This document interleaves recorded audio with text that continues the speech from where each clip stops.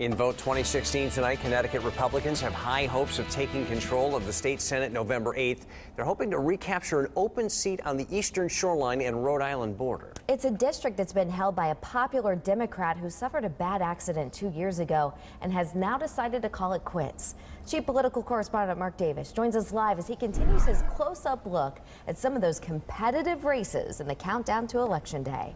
Hi, Mark. Hi, Ann and Darren. Good evening, everyone from the Hartford newsroom.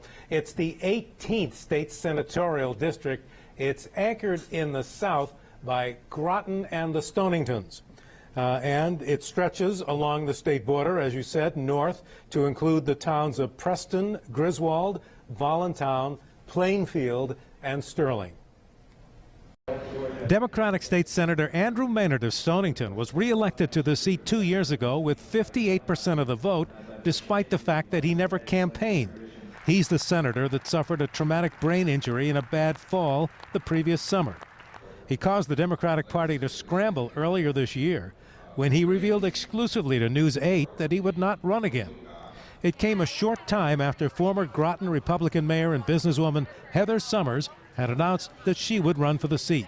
You may recognize her as the Republican candidate for lieutenant governor 2 years ago when Tom Foley lost to Governor Malloy.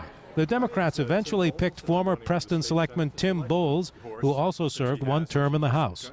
He is a retired educator and social worker with the Connecticut Department of Children and Families. If you go around and you talk to people, as soon as you even mention Dan Malloy's name, people have this revulsion, I should say, to it. Like other Republican candidates, Summers is running hard against Governor Malloy, the 2 tax hikes, and the continual state budget crisis, which forecasts indicate will continue next year. This is not just a Malloy issue. You know, the hole that we dug ourselves into goes back 3 administrations. That actually goes back to John Rowland and Jody Rell. Summers argues that the only real solution is to elect enough Republicans like herself to the legislature and give them control for a while. If you want things to change, the survival of Connecticut and the future of Connecticut for not only ourselves but our future generations really rests in changing the makeup of the legislature. There's just no doubt about it.